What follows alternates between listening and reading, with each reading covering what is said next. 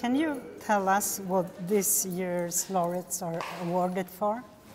So the topic of this year's prize is auctions, both in theory and in practical applications. And this is an important prize because auctions are everywhere. I mean, we have seen during the presentation here, we saw several examples of this.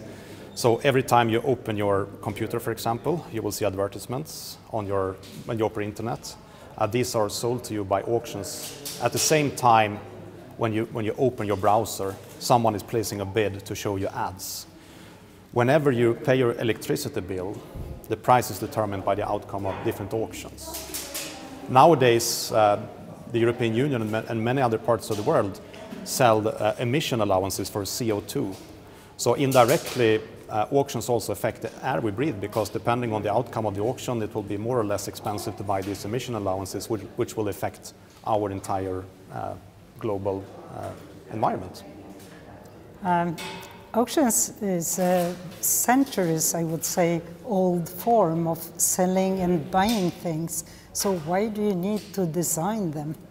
That's a very good question. So the first auctions were documented more than 2,500 years ago in ancient Babylon and in China and in the Roman Empire and other places.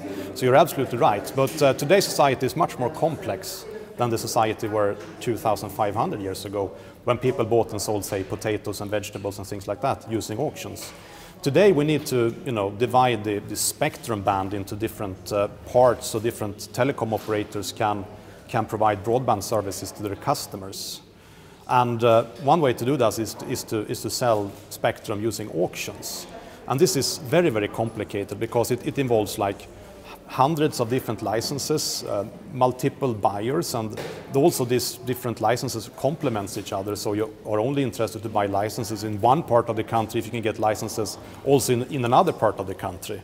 So the type of markets we have seen developed over the last 2,500 years are so much more complex than they were back then. So therefore we need to design new auction formats, even though some of the classical auctions are still around.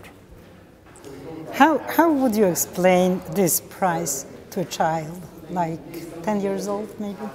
Yeah, it's that's a difficult question, but let me have a go at least. So, and then I can show it to my kids and see if they understand afterwards. So this year's prize is about buying and selling, and you can buy and sell things in different ways. The problem that is analyzed in this year's prize is that sometimes you don't know the value of the thing that you're buying or selling. That will be revealed somewhere in the future. So let me take you a very simple example. So suppose that I will have like a jar of glass, and I will fill it with coins. All of us can see that it's worth something, right? Because you can see that this is a jar full of coins. But very few of us can understand exactly how many coins that there are in this jar. And this prize is about trying to figure out how you should determine, using auctions, how many coins there are in that jar. So that's a very basic explanation, and serious auction theorists will probably not take that explanation seriously, but something like that.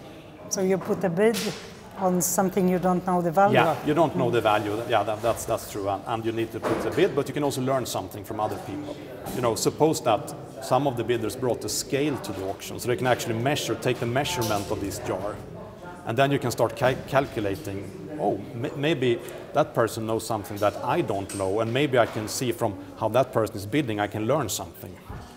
So there are all these aspects, and of course this is just a small example, but if you look at in reality, I mean, we look at multi-billion-dollar contracts that are sold for timber, oil, spectrum, and all these big things and financial assets. So it's very important to understand these very basic questions, and this year's laureates have helped us to understand that.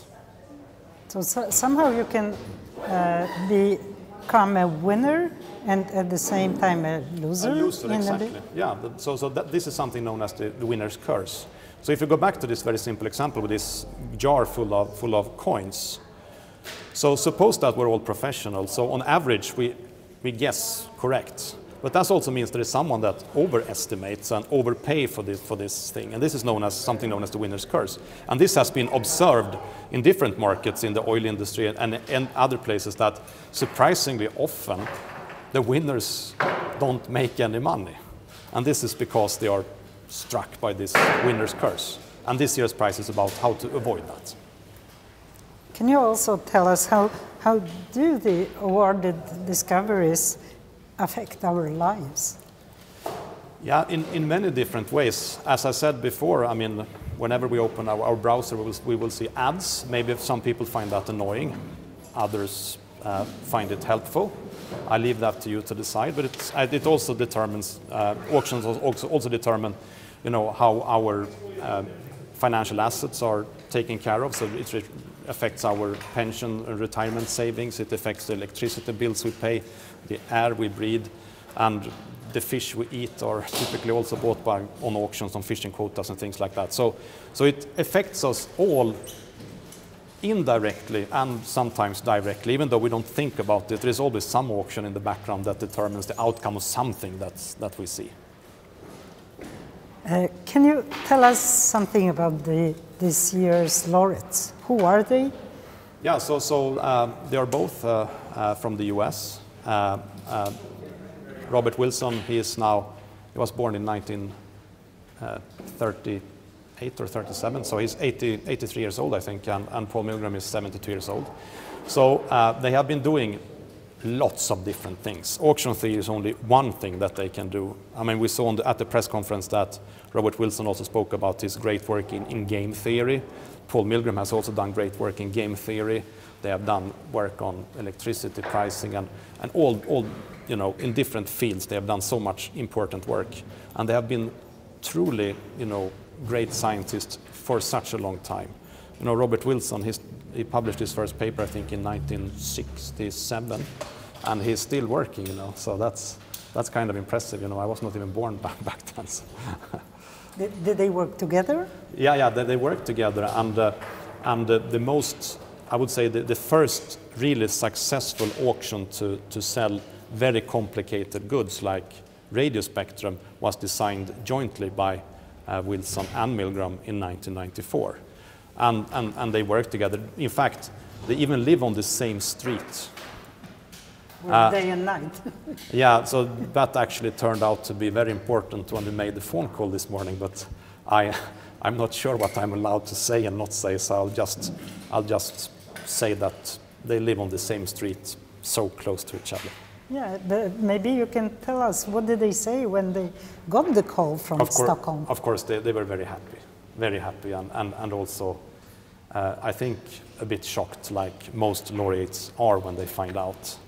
And I think I don't reveal too much if I say that first none of them answered their phones. It was actually kind of, you know, so it was kind of sleeping. Yeah, they were sleeping. Of course, it's like 2 a.m. at their local time when we called them, or maybe 3.